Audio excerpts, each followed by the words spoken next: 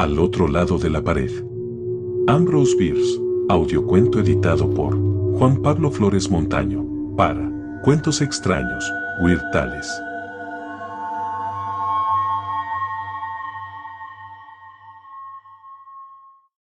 Al otro lado de la pared. Beyond the Wall, 1893. Hace muchos años, cuando iba de Hong Kong a Nueva York, pasé una semana en San Francisco. Hacía mucho tiempo que no había estado en esa ciudad y durante todo aquel periodo mis negocios en Oriente habían prosperado más de lo que esperaba. Como era rico, podía permitirme volver a mi país para restablecer la amistad con los compañeros de juventud que aún vivían y me recordaban con afecto. El más importante para mí era Moum Dampier, un antiguo amigo del colegio con quien había mantenido correspondencia irregular hasta que dejamos de escribirnos, cosa muy normal entre hombres. Es fácil darse cuenta de que la escasa disposición a redactar una sencilla carta de tono social está en razón del cuadrado de la distancia entre el destinatario y el remitente. Se trata, simple y llanamente, de una ley. Recordaba a Dampier como un compañero, fuerte y bien parecido, con gustos semejantes a los míos, que odiaba trabajar y mostraba una señalada indiferencia hacia muchas de las cuestiones que suelen preocupar a la gente, entre ellas la riqueza, de la que, sin embargo, disponía por herencia en cantidad suficiente como para no echar nada en falta. En su familia, una de las más aristocráticas y conocidas del país, se consideraba un orgullo que ninguno de sus miembros se hubiera dedicado al comercio o a la política, o hubiera recibido distinción alguna. Moum era un poco sentimental y su carácter supersticioso le hacía inclinarse al estudio de temas relacionados con el ocultismo. Afortunadamente gozaba de una buena salud mental que le protegía contra creencias extravagantes y peligrosas. Sus incursiones en el campo de lo sobrenatural se mantenían dentro de la región conocida y considerada como certeza. La noche que le visité había tormenta. El invierno californiano estaba en su apogeo, una lluvia incesante regaba las calles desiertas y, al ser empujada por irregulares ráfagas de viento, se precipitaba contra las casas con una fuerza increíble. El cochero encontró el lugar, una zona residencial escasamente poblada cerca de la playa, con dificultad. La casa, bastante fea, se elevaba en el centro de un terreno en el que, según pude distinguir en la oscuridad, no había ni flores ni hierba. 3 o 4 árboles, que se combaban y crujían a causa del temporal, parecían intentar huir de su tétrico entorno en busca de mejor fortuna, lejos, en el mar. La vivienda era una estructura de 2 pisos, hecha de ladrillo, que tenía una torre en una esquina, un piso más arriba. Era la única zona iluminada. La apariencia del lugar me produjo cierto estremecimiento, sensación que se vio aumentada por el chorro de agua que sentía caer por la espalda mientras corría a buscar refugio en el portal. Dampier, en respuesta a mi misiva informándole de mi deseo de visitarle, había contestado: «No llames, abre la puerta y sube». Así lo hice. La escalera estaba pobremente iluminada por una luz de gas que había al final del segundo tramo. Conseguí llegar al descansillo sin destrozar nada y atravesé una puerta que daba a la iluminada estancia cuadrada de la torre. Dampier, en bata y zapatillas, se acercó, tal y como yo esperaba, a saludarme, y aunque en un principio pensé que me podría haber recibido más adecuadamente en el vestíbulo, después de verle, la idea de su posible inhospitalidad desapareció. No parecía el mismo. A pesar de ser de mediana edad, tenía canas y andaba bastante encorvado. Le encontré muy delgado, sus facciones eran angulosas, y su piel, arrugada y pálida como la muerte, no tenía un solo toque de color. Sus ojos, excepcionalmente grandes, centelleaban de un modo misterioso. Me invitó a sentarme y, tras ofrecerme un cigarro, manifestó con sinceridad obvia y solemne que estaba encantado de verme. Después tuvimos una conversación trivial durante la cual me sentí dominado por una profunda tristeza al ver el gran cambio que había sufrido. Debió captar mis sentimientos porque inmediatamente dijo, con una gran sonrisa: «Te he desilusionado, non sum quali serán. Aunque no sabía qué decir, al final señalé. No, que va, bueno, no sé, tu latín sigue igual que siempre. Sonrió de nuevo. No, dijo, al ser una lengua muerta, esta particularidad va aumentando. Pero, por favor, ten paciencia y espera, existe un lenguaje mejor en el lugar al que me dirijo. ¿Tendrías algún inconveniente en recibir un mensaje en dicha lengua? Mientras hablaba su sonrisa iba desapareciendo, y cuando terminó, me miró a los ojos con una seriedad que me produjo angustia. Sin embargo, no estaba dispuesto a dejarme llevar por su actitud ni a permitirle que descubriera lo profundamente afectado que me encontraba por su presagio de muerte. Supongo que pasará mucho tiempo antes de que el lenguaje humano deje de sernos útil, observé, y para entonces su necesidad y utilidad habrán desaparecido. Mi amigo no dijo nada y, como la conversación había tomado un giro desalentador y no sabía qué decir para darle un tono más agradable, también yo permanecí en silencio. De repente, en un momento en que la tormenta amainó y el silencio mortal contrastaba de un modo sobrecogedor con el estruendo anterior, oí un suave golpeteo que provenía del muro que tenía a mis espaldas. El sonido parecía haber sido producido por una mano, pero no como cuando se llama a una puerta para poder entrar, sino más bien como una señal acordada, como una prueba de la presencia de alguien en una habitación contigua. Creo que la mayoría de nosotros ha tenido más experiencias de este tipo de comunicación de las que nos gustaría contar. Miré a Dampier. Si había algo divertido en mi mirada, no debió captarlo. Parecía haberme olvidado y observaba la pared con una expresión que no soy capaz de definir, aunque la recuerdo como si la estuviera viendo. La situación era desconcertante. Me levanté con intención de marcharme, entonces reaccionó. Por favor, vuelve a sentarte, dijo, no ocurre nada, no hay nadie ahí. El golpeteo se repitió con la misma insistencia lenta y suave que la primera vez. Lo siento, dije, es tarde. ¿Quieres que vuelva mañana? Volvió a sonreír, esta vez un poco mecánicamente. Es muy gentil por tu parte, pero completamente innecesario. Te aseguro que esta es la única habitación de la torre y no hay nadie ahí. Al menos. Dejó la frase sin terminar, se levantó y abrió una ventana, única abertura que había en la pared de la que provenía el ruido. Mira, sin saber qué otra cosa podía hacer, le seguí hasta la ventana y me asomé. La luz de una farola cercana permitía ver claramente, a través de la oscura cortina de agua que volvía a caer a raudales, que no había nadie. Ciertamente, no había otra cosa que la pared totalmente desnuda de la torre. Dampier cerró la ventana, señaló mi asiento y volvió a tomar posesión del suyo. El incidente no resultaba en sí especialmente misterioso. Había una docena de explicaciones posibles, ninguna de las cuales se me ha ocurrido todavía. Sin embargo, me impresionó vivamente el hecho de que mi amigo se esforzara por tranquilizarme, pues ello daba al suceso una cierta importancia y significación. Había demostrado que no había nadie, pero precisamente eso era lo interesante. Y no lo había explicado todavía. Su silencio resultaba irritante y ofensivo.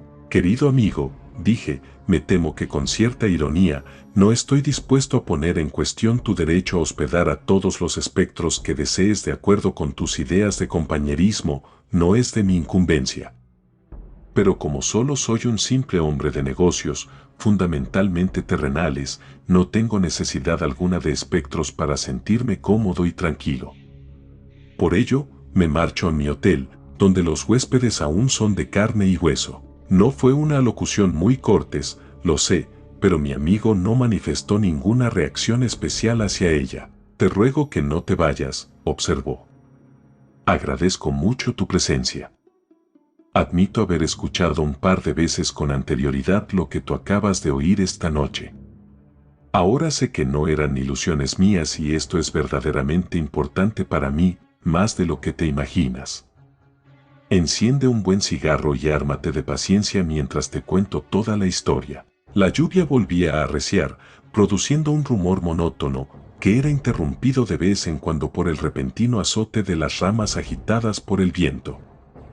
Era bastante tarde, pero la compasión y la curiosidad me hicieron seguir con atención el monólogo de Dampier, a quien no interrumpí ni una sola vez desde que empezó a hablar. Hace 10 años, comenzó, estuve viviendo en un apartamento en la planta baja de una de las casas adosadas que hay al otro lado de la ciudad, en Rincón Hill.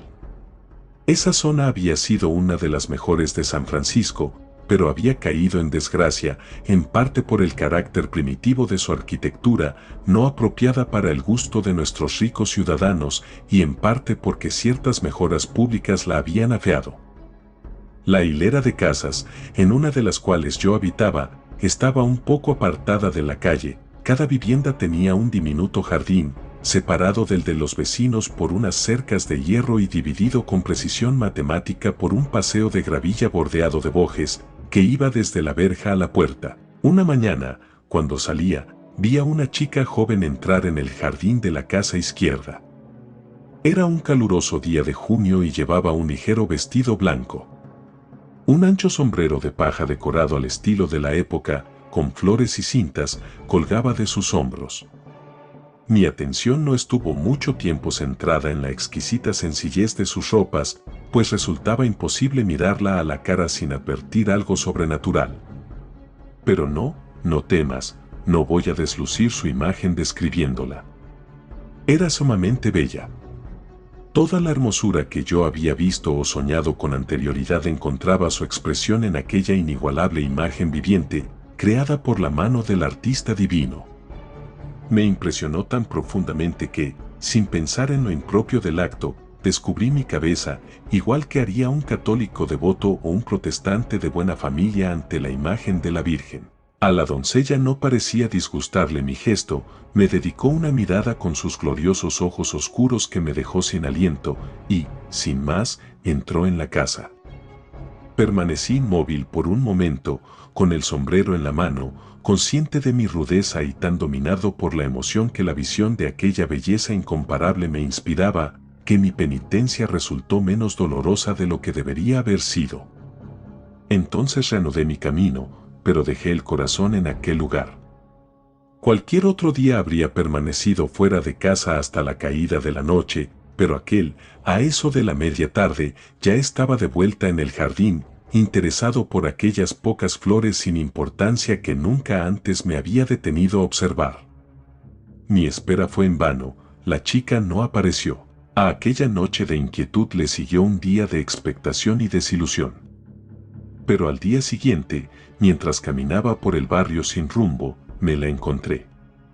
Desde luego no volví a hacer la tontería de descubrirme, ni siquiera me atreví a dedicarle una mirada demasiado larga para expresar mi interés.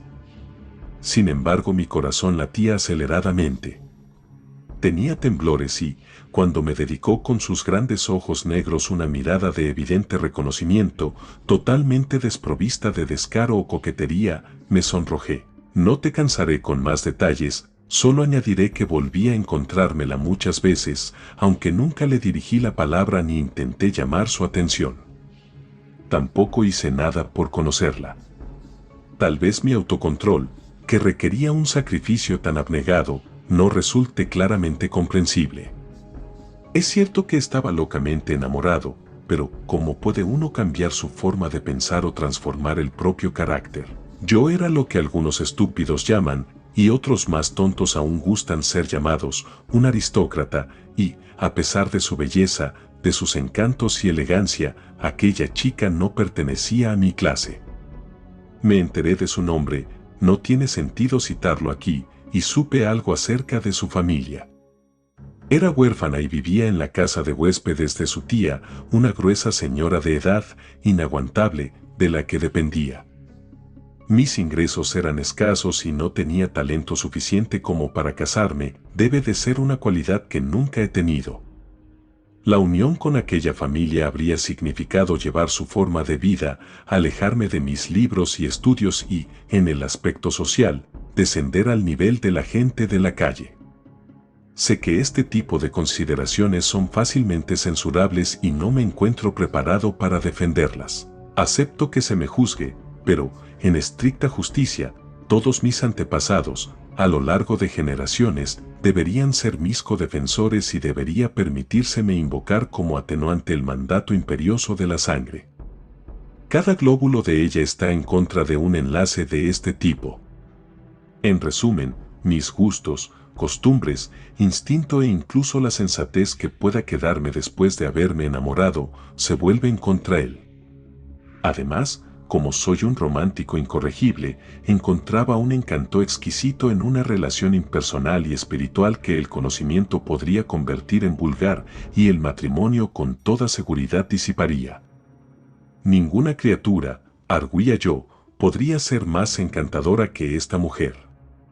El amor es un sueño delicioso, entonces, ¿por qué razón iba yo a procurar mi propio despertar? El comportamiento que se deducía de toda esta apreciación y parecer era obvio. Mi honor, orgullo y prudencia, así como la conservación de mis ideales me ordenaban huir, pero me sentía demasiado débil para ello. Lo más que podía hacer, y con gran esfuerzo, era dejar de ver a la chica, y eso fue lo que hice. Evité incluso los encuentros fortuitos en el jardín. Abandonaba la casa solo cuando sabía que ella ya se había marchado a sus clases de música y volvía después de la caída de la noche. Sin embargo, era como si estuviera en trance, daba rienda suelta a las imaginaciones más fascinantes y toda mi vida intelectual estaba relacionada con ellas. Ah, querido amigo. Tus acciones tienen una relación tan clara con la razón que no puedes imaginarte el paraíso de locura en el que viví. Una tarde, el diablo me hizo ver que era un idiota redomado. A través de una conversación desordenada, y sin buscarlo, me enteré por la cotilla de mi casera que la habitación de la joven estaba al lado de la mía, separada por una pared medianera. Llevado por un impulso torpe y repentino, di unos golpecitos suaves en la pared. Evidentemente, no hubo respuesta, pero no tuve humor suficiente para aceptar un rechazo. Perdí la cordura y repetí esa tontería, esa infracción, que de nuevo resultó inútil, por lo que tuve el decoro de desistir. Una hora más tarde, mientras estaba concentrado en algunos de mis estudios sobre el infierno, oí, o al menos creí oír, que alguien contestaba a mi llamada. Dejé caer los libros y de un salto me acerqué a la pared donde, con toda la firmeza que mi corazón me permitía, di 3 golpes. La respuesta fue clara y contundente, 1, 2, 3, una exacta repetición de mis toques. Eso fue todo lo que pude conseguir, pero fue suficiente, demasiado, diría yo. Aquella locura continuó a la tarde siguiente y en adelante durante muchas tardes, y siempre era yo quien tenía la última palabra. Durante todo aquel tiempo me sentí completamente feliz, pero, con la terquedad que me caracteriza, me mantuve en la decisión de no ver a la chica. Un día, tal y como era de esperar, sus contestaciones cesaron. Está enfadada, me dije, porque cree que soy tímido y no me atrevo a llegar más lejos, entonces decidí buscarla y conocerla y... Bueno, ni supe entonces ni sé ahora lo que podría haber resultado de todo aquello. Solo sé que pasé días intentando encontrarme con ella, pero todo fue en vano. Resultaba imposible verla u oírla. Recorrí infructuosamente las calles en las que antes nos habíamos cruzado, vigilé el jardín de su casa desde mi ventana, pero no la vi entrar ni salir. Profundamente abatido, pensé que se había marchado, pero no intenté aclarar mi duda preguntándole a la casera, a la que tenía una tremenda ojeriza desde que me habló de la chica con menos respeto del que yo consideraba apropiado. Y llegó la noche fatídica. Rendido por la emoción, la indecisión y el desaliento, me acosté temprano y conseguí conciliar un poco el sueño.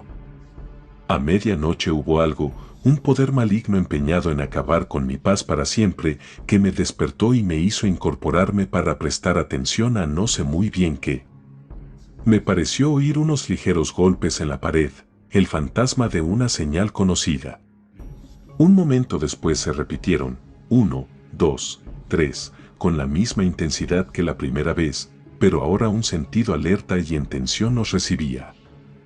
Estaba a punto de contestar cuando el enemigo de la paz intervino de nuevo en mis asuntos con una pícara sugerencia de venganza. Como ella me había ignorado cruelmente durante mucho tiempo, yo le pagaría con la misma moneda. ¡Qué tontería! Que Dios sepa perdonármela. Durante el resto de la noche permanecí despierto, escuchando y reforzando mi obstinación con cínicas justificaciones. A la mañana siguiente, tarde, al salir de casa me encontré con la casera, que entraba.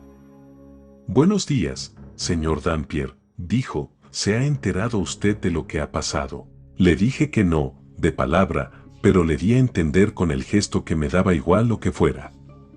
No debió captarlo porque continuó. «A la chica enferma de al lado». «¿Cómo? ¿No ha oído nada?». Llevaba semanas enferma y ahora, casi salto sobre ella. «¿Y ahora?», grité. «¿Y ahora qué?». «Está muerta, pero aún hay algo más». A mitad de la noche, según supe más tarde, la chica se había despertado de un largo estupor tras una semana de delirio y había pedido, este fue su último deseo, que llevaran su cama al extremo opuesto de la habitación. Los que la cuidaban consideraron la petición un desvarío más de su delirio, pero accedieron a ella. Y en ese lugar aquella pobre alma agonizante había realizado la débil aspiración de intentar restaurar una comunicación rota, un dorado hilo de sentimiento entre su inocencia y mi vil monstruosidad, que se empeñaba en profesar una lealtad brutal y ciega a la ley del ego. ¿Cómo podía reparar mi error? Se pueden decir misas por el descanso de almas que, en noches como esta, están lejos, por espíritus que son llevados de acá para allá por vientos caprichosos, y que aparecen en la tormenta y la oscuridad con signos y presagios que sugieren recuerdos y augurios de condenación. Esta ha sido su tercera visita. La primera vez fui escéptico y verifiqué por métodos naturales el carácter del incidente. La segunda, respondí a los golpes, varias veces repetidas, pero sin resultado alguno. Esta noche se completa la tríada fatal de la que habla Parapelius Necromantius. Es todo lo que puedo decir. Cuando hubo terminado su relato no encontré nada importante que decir, y preguntar habría sido una impertinencia terrible. Me levanté y le di las buenas noches de tal forma que pudiera captar la compasión que sentía por él. En señal de agradecimiento me dio un silencioso apretón de manos. Aquella noche, en la soledad de su tristeza y remordimiento, entró en el reino de lo desconocido.